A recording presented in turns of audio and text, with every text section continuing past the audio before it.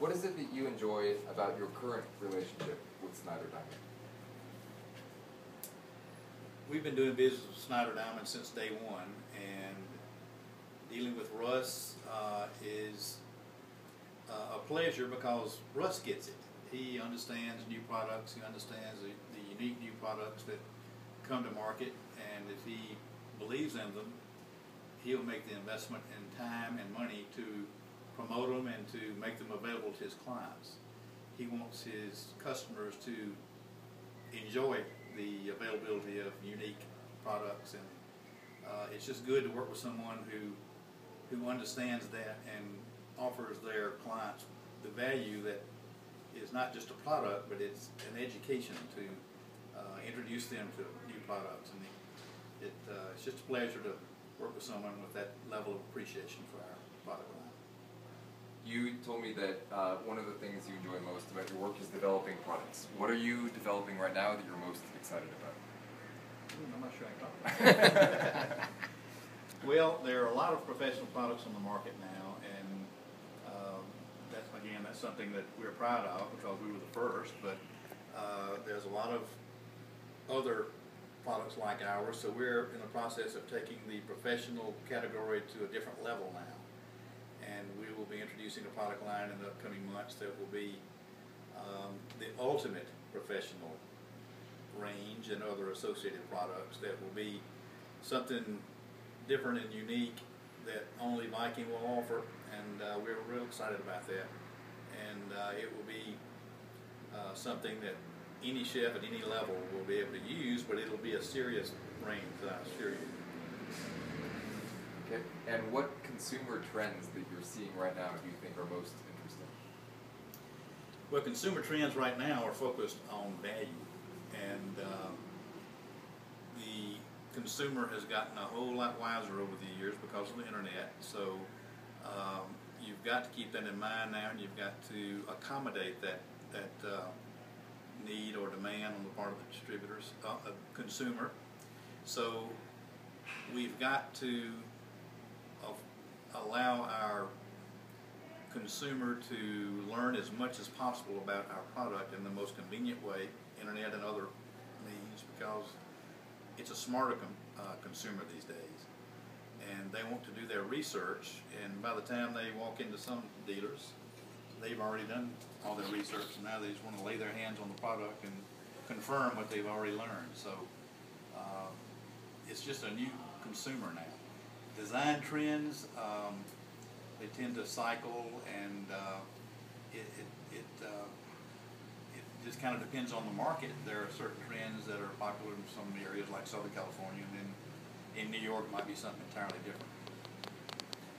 And what is it that you think has made Snyder Diamond so successful? Why do consumers love coming in here and shopping here? I think. Sorry. Okay. Are you good there? Did you remember? Ready? Okay. Sorry about that. I think consumers enjoy coming to Snyder. I think consumers enjoy coming to Snyder Diamond to just see everything that's on the market as far as high-end products go, all in one location. They can come and spend an hour and a half, 2 hours at Snyder Diamond and see just about anything and everything that's available for not only the kitchen, but of course the bath and other areas of the home. And I enjoy going to Snyder Diamond, just looking around, and I think they always kind of find it odd that I don't necessarily need to go to my own display at Snyder Diamond. I look all over the store and really enjoy seeing all the other products that are on display there. It's a good place to shop, a good place to make your selections, it's a good place to do your homework and investigate products. So pretty much whatever you need is there. You're obviously very modest, but can you tell me about the scope of Viking, just how enormous the company is in terms of all the market distribution all over the world? You talk about, I mean, basically, their branding is probably the best in the industry, and they created a whole category of cooking, as Fred said, but yes. Elaborate. Well, Russ, why don't you come over here and you talk about it. Well, we've been very fortunate. We started off, of course, obviously in the United States, then expanded to Canada. And now we're in 80-something countries, and we have distributors in 40-something countries, and so we're in Europe and Asia and all over. So you can pretty much find a Viking product in any market around the world now. So that's something that I never would have thought of, frankly, in 1987 when I was trying to sell that first Viking range. And then this will be my last question, unless Russ has more. But Okay. why do you trust Russ? Russ is a good partner. He understands the market. He understands our consumer. He understands us as a company. I don't think Russ looks at us as just an appliance manufacturer. I think he looks at us as a partner, but also as a company that's a culinary company. And you kind of get the whole package with Viking. And we feel like that's what our brand is all about. We don't just make appliances. We are all about the kitchen and everything associated with it. And Russ gets that, and I think we have that in common. Great. No, I mean, I know you touched a little bit on Greenwood, Mississippi. It just basically, Fred did say they're the #1 employer in the area, but basically the involvement of Viking to really regenerate a whole community in a downtown community, and Viking's role in doing that. They built a beautiful hotel, and there's a main shopping area. So really it's created a livelihood for a lot of people. So they're not just an appliance company, but they're much more than that. Could you tell me about that? Okay. It was very important to me when starting and growing Viking that we remain in our little town, Sorry, Greenwood, can we Mississippi. start over that? Yeah. It was. There's another one. Oh, shoot. Traffic time, isn't it? Okay, you want me to start again? Yes.